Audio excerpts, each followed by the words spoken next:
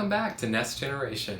Today we're going to be taking a look at the March and April of 1990 issue of Nintendo Power, which features the amazing Super Mario Bros. 3 on the cover. And we'll also be taking a look at Astyanax and A Boy and His Blob. Let's jump right in.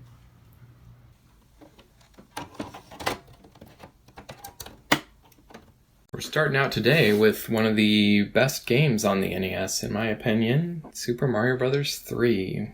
What did you think about playing Super Mario Bros. 3, Laurel? I thought that it was a pretty cool game. It was really fun. I remember that I played it one time at my grandma's house when I was like really little. Or I think... Probably on the Wii shop one. Yeah.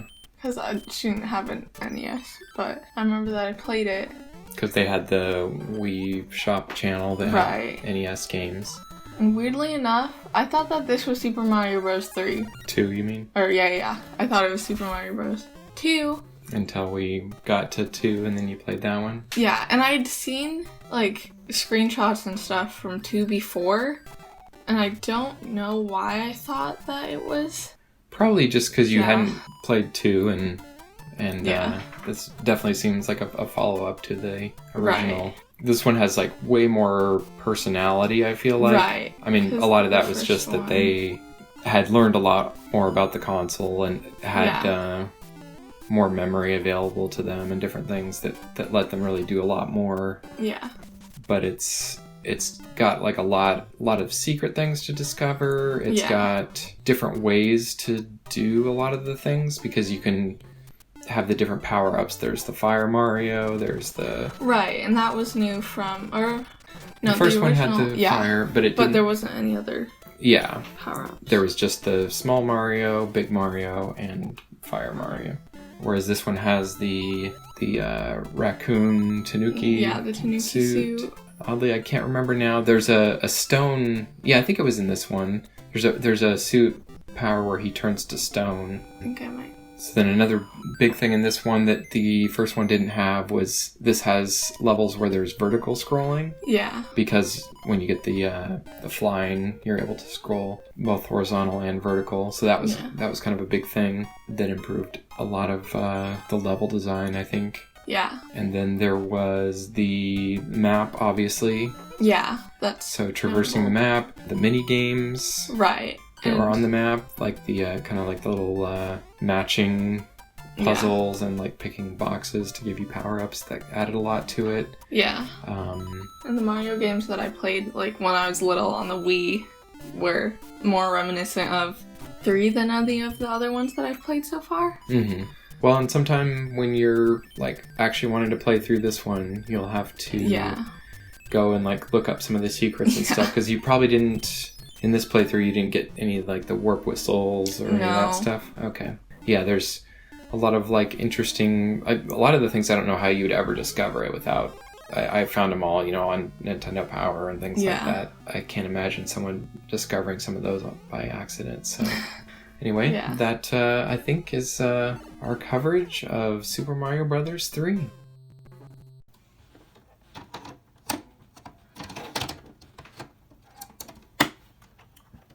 The next game we're taking a look at is Astyanax. So this is a sort of RPG, side-scroller, action-y. I guess not so much of an RPG, but kind of that fantasy world, fighting with swords, that sort of thing. Yeah. What were your thoughts on this one, Laurel? I thought it was really difficult. I didn't know how to get past the first 3 enemies. Like, okay, there's the skeleton that pops up, and I was able to kill that because it was easy to kill. But then there's like the big like floaty thingies. Like the eyeball. Yeah. Like I don't know what the blue things were.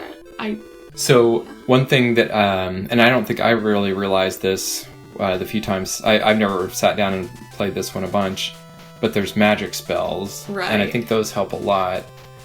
So that's one thing you really have to figure out, what they do and when to utilize those. Because I think a lot of the things, especially with when you're using the axe, so he's got an axe, like when you can't reach certain things, I think it really helps to utilize the magic spells at that point. So I guess we should kind of cover like the story a little bit. You're this boy named Astyanax, and I guess it's the whole theme of the game is kind of based on like Greek mythology. You're this freshman in high school, young boy who's having dreams. It reminded me a lot of, at least the story, like the Never-Ending Story. Yeah. Where it's kind of like this boy that's like pulled into a mystical realm and has to rescue a princess. But yeah, I agree in that little that I've experienced of it that it seems to have a pretty big difficulty curve. Yeah. But I imagine, once you get some of the spells down and things like that, would be a little bit more manageable. Right. And I think it's kind of like, reminds me of like some of the fighting games. But those, some of those you can just kind of mash the buttons and do okay. But this one feels like it has a little bit of that needing to learn the moves and when to do certain things. It feels like there's a little more nuance there. I didn't actually know how to cast the spells, because before I actually start playing any of the games, I like always test out all the buttons to make sure that none of them do a special thing, so that I'm not suddenly surprised that, oh my gosh, I can cast a spell in the middle of the game. Did you pause? Because I did. I think that's what you have. Yeah, I think you have to pause and then you can switch the spells. Because I assume there must be, because you were probably hitting the A and B and that wasn't doing the spells, so there must be a button combination. But yeah, so there's the spells. In watching some other videos about the game, it looks like it has some pretty cool bosses and things as you get further in. Seems definitely like one that would be worth putting some time in to work your way up the learning curve and get a little further and see a little more what Astyanax has to offer.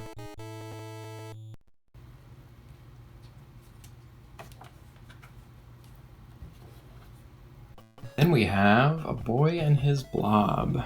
Kind of a quirky, I don't know how you'd even describe this one. Yeah. It's kind of a cartoon feel, like almost like you're in a cartoon. And definitely the characters have a lot of personality with the little blob guy. The boy, did he have a name?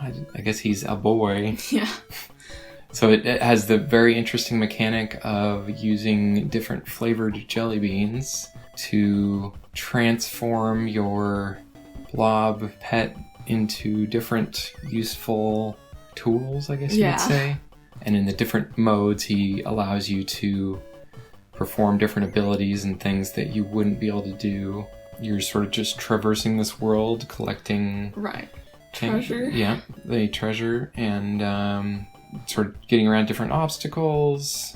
You said you had quite a bit of trouble with one of the enemies. Yeah, I only ran into one enemy because it took me a little while to figure out how to actually get out of the subway. I had to go by and look at the Nintendo Power and I'm like, okay, I have to drop down right here. And then I couldn't figure out how to kill it. I tried to blowtorch it, I think. I'm pretty sure that I tried to throw coconut at it, but I didn't get the timing right or it wouldn't have done anything anyways. And then at one point, I just managed to kind of slip through. Yeah, because it was bouncing and you made it just at the right moment to go under them. Yeah. What were some of the other useful modes that you were able to utilize? There's the ladder, which was nice. Except it's annoying because it's hard to position the blob in the exact right spot.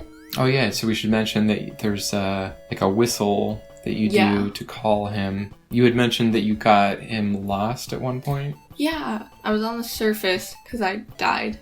Or I reset, I can't remember which. But I was on the surface, I was kind of curious, so I was like, you know what? Okay, punch jelly bean. There's a hole now. And then I was like, oh, it can't go through. Well, that's kind of disappointing. Well, I'll run down to the subway and then you can help me explore more. So then I run down there, I blow the whistle, and then nothing happens. And I'm like, uh-oh. So I run back, there's no blob. And then I run all the way across the surface, all the way through the subway, where you can get without the blob, because you need him to get down to the second layer. And I was like, uh-oh.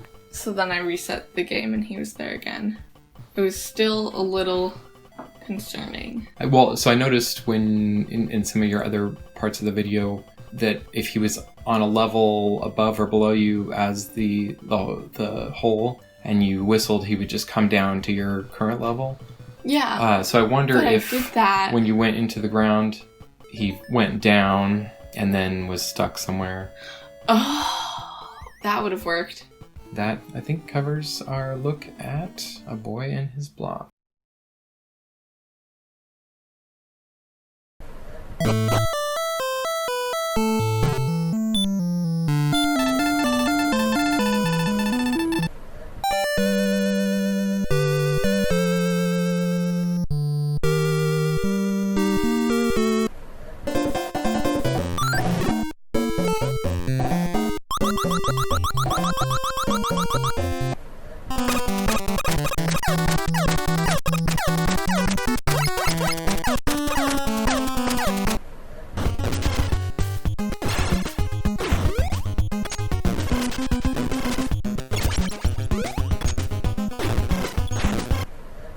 Thanks for watching Nest Generation. If you want to leave a like and subscribe, that'd be greatly appreciated. And let us know in the comments what your favorite flavor of jelly bean is.